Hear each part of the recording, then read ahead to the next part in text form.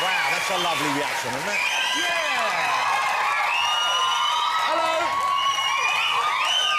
Thank you so much. That's a lovely reaction. Oh, it's beautiful. Thank you very much. Really appreciate it. You know, it's interesting because that love for you doesn't wane. It doesn't go away, does it? And you were gone for a few years, you came back, and then you were gone again, and you come back, and it's like they're still crazy for you. It must be a lovely feeling. Are you surprised ever at the support you get here? You know, ever since we were in Take That, we've always been expecting... Can I just stop you there? When he says we, he doesn't mean we, obviously. I mean, I wish I was part of that history. No, I've been seeing the lads a lot, so they're on my mind. But, you know, I've always gone, right, is it this Christmas or is it this Christmas that they're going to go? And, you know, and people kind of that you're going to lose that support? Yeah. You're going to lose that? Yeah, and then when Rude Box came and it got panned and it didn't do that great, it was a bit, oh, now's the time, and here's your golden clock, and off you go, and thank you very much. Did it upset you? Did it worry you? Did it trouble you, that feeling? It was a mixture, really. I was kind of... there was a weird sense of relief that stuff didn't have to be that massive anymore. So, interesting you say a sort of relief, because certainly anyone who's in the public eye, there's a certain level of trying to keep doing what you do. And there's a need and an expectation that your fans have of you. They want you to be Robbie kind of all the time. And although you are Robbie, you're not the public Robbie necessarily all the time. And that must take its toll, I guess. So I guess, was that the relief, the fact that you thought, OK, I can relax from being public Robbie for a while, I don't have to deliver this, I don't have to be who they want me to be, even though you like it when people love you? Yeah, I think kind of the decision was made for me, really. You know, I went on tour and... you know, I managed, luckily, you know, gratefully, sold 3.6 million tickets for this tour.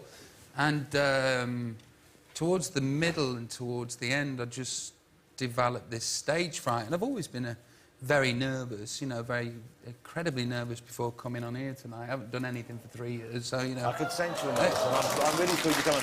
But I'm always amazed when I hear it, because when you're on stage, you command the stage with what seems like such ease and confidence. Yeah, but you don't know what's going on in my head. And what is the fear? What is the nerves about? Well, you know, sometimes it's 80,000 people, and then... well, when you put it that way... No, but, you know, sometimes it's 80,000 people, and then it's like Russian roulette. Some days you wake up and it's like, there's 80,000 people out there. And it is quite an unnatural thing to do. And, you know, a lot of the time, when I get up on stage, I am very relaxed and I just get through it.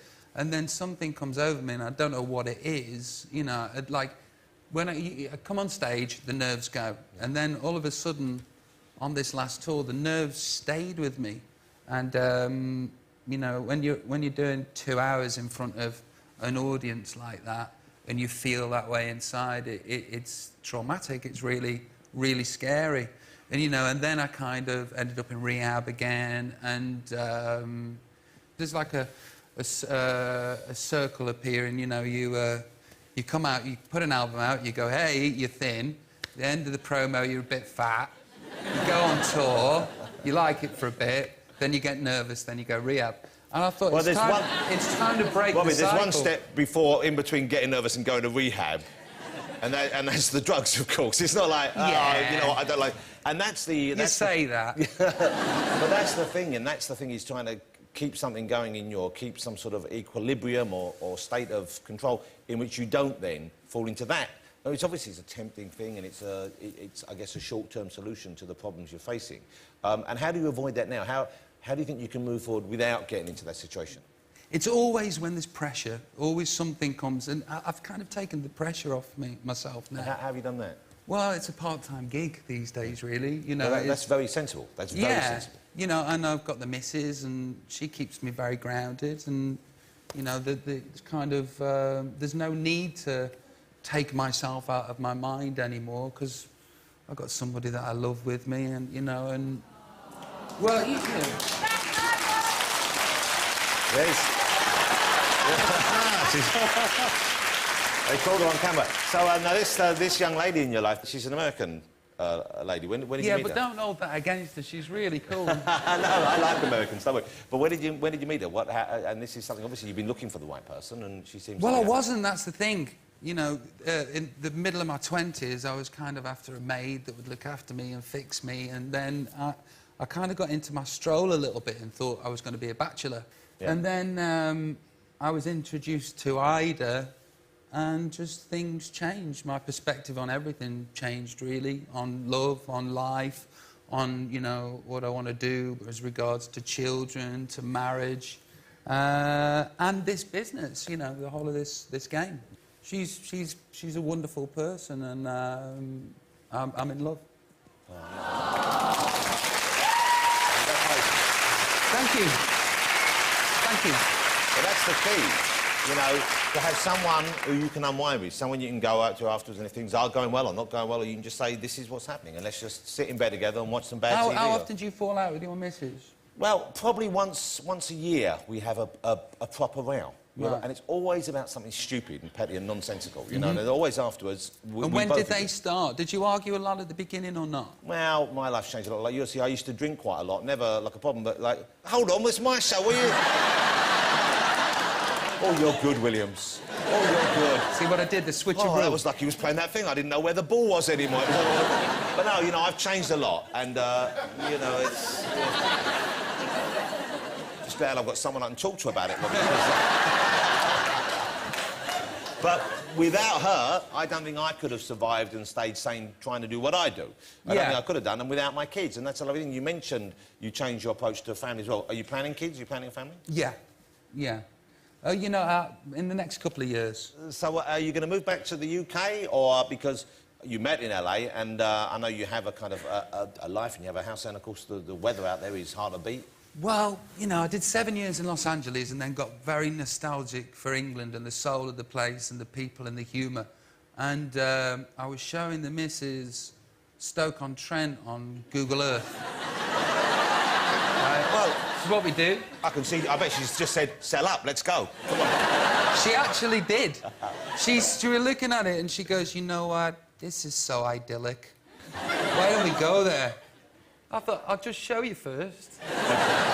So off we went to Stoke, and we had a couple of weeks there, and it was lovely, and the people were amazing, as they always are. And you have real family and friends there, don't you? Yeah. I know you're a big part of the community there. Yeah, still, well. You know, we were thinking about Babas and all that business, and we thought, you know, I thought, why don't we come back to England and give them an English, you know, accent and school them here and all that business, and she was right up for it. Then, so I bought this house, did the winter, and it was a novelty to the missus because she'd never had a winter before, and layers and coats and workings, and she actually doesn't speak like that.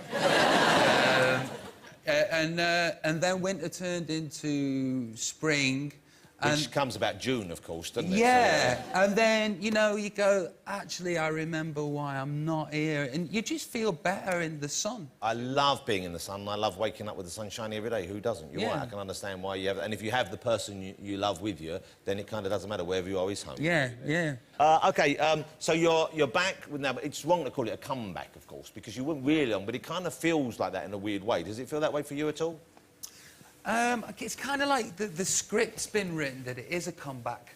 You know, and if the script then goes and it's a successful comeback and well done, then I'll be really happy. But it's a great sound as well. I love the sound. It's kind of like you can feel that some of the lessons you learned or the things you experimented with on the last album are still here, and yet at the same time, it's more grown up. It's classier in a way.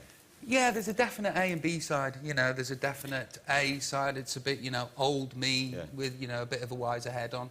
And there's the old the rude box kind of stuff is still there, but slightly like you say, more cutting edge and hopefully a bit more classier. Yeah.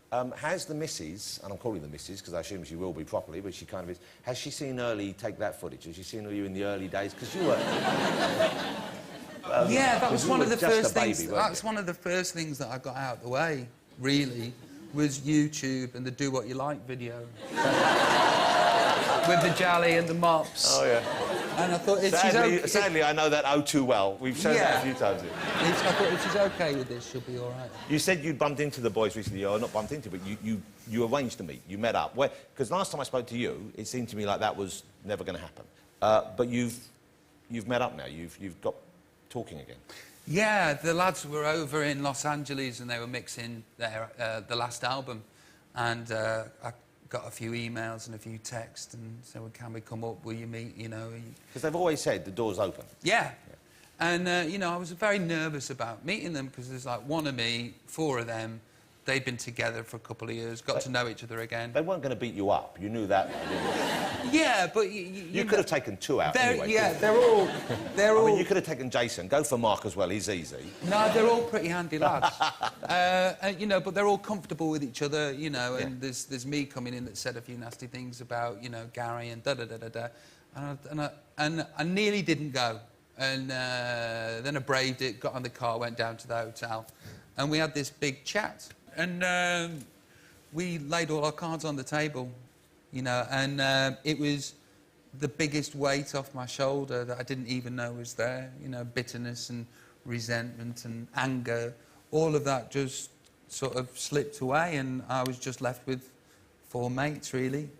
And so much so, the next day they were coming up to my house again to sort of celebrate us all getting along. And I thought, I know what I'll do. I'll go out and I'll get this tattoo. Can you get that? So I got this tattoo done, which is the take that symbol. Yeah, it is, isn't it? That's what I thought. And they all came up to the house, and we were having a laugh by then, and they kind of got into the kitchen. They're all around the kitchen table, and I went, hey, lads, look what I've done. Look at this. And all of them, in sync, just went, oh, you knob. Well, that's what you've been missing. Yeah. Can I just say as well, well, it's a beautiful story, but man, how did they get the tattoo through your hair? It must be, it's like tattooing a chimp. Look at how you got that. So, do you have to shave it off first? Pretty manly man, that, isn't it? Did they shave it first? Oh, yeah, of course, yeah. Have you got any tattoos? I've got one up here. What of? You. Oh, really? Wait, have No, you I've got my wife's name up there. Are you thinking of having any more? What, wives? No, I'm going to stick with this for 21 years. It's working. Have you talked about working together again? Have you jammed? Have you sung with them? Have you knocked any songs about and tried that yet? Might have. Might have. We've got together and had a laugh and done bits and bobs, and it's very, I can't say much, but yeah. Without saying too much, would there be a chance that we might see you guys together sometime in the not too distant future? I hope so. I hope so. You know, there's it.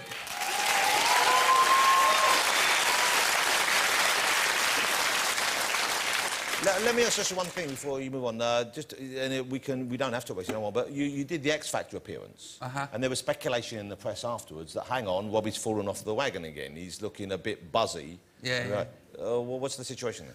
I get incredibly nervous these days. Really, really nervous. And you know, I've been thinking about the first thing back, and there's 14 million viewers, and it's kind of the centre of the universe at the moment. It's the X a big, Factor. big deal. Yeah. And you must have been excited about meeting John and Edward as well. I mean, that would be yeah, of course. That would be a thing. Oh, they're lovely lads, bless them. And, you know, I was walking up to the stage, and I got the Rocky theme in my head, and I was going, oh, well, surprisingly enough, I'm not nervous. Brilliant.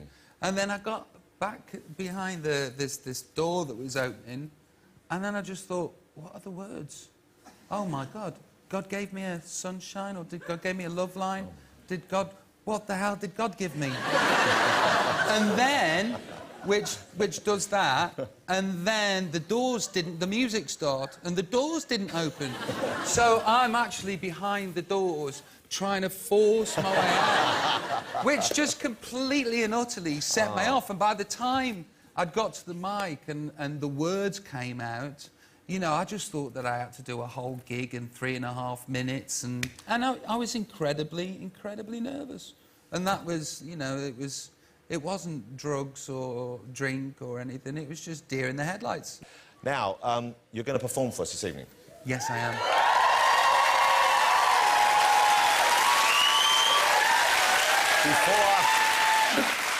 Before you do, I want to say thank you for this interview, because it was so lovely. And you know what, I felt like you seem so settled now, and I'm so pleased to see that. So congratulations. Thank you very much, Jonathan. But I've got a little challenge for Robbie here. Go on, if you then. feel up to it. OK, when we've had some of the best live music you could ever see on TV on this show. We have some of the best bands. I know you're going to be great, so don't panic, and I've got to make sure those doors open immediately, all right? I'm here on the other side. But we had the Killers on a while ago, and everyone talked to me about this because they did not 1, not 2, not 3, they did 4 fabulous live numbers for us, OK? I want to see if you would raise the bar even higher. 5. Come on! 5 numbers from Robbie. Now, here's what we're going to do. I knew Robbie would rise to the challenge. We've spoken to the BBC and they've given us something very special. We can't put 5 songs in the programme, so we're going to put 2 in the show for you now, but press the red button and you will get the extra songs. So you'll be able to see all 5 of Robbie's songs, and then I will be joining him for 7 or 8 self-penned numbers afterwards, which we will perform acoustically into the early hours. OK, Robbie's going to perform for us live, ladies and gentlemen, Mr. Robbie Williams! Cheers, mate. Thank you.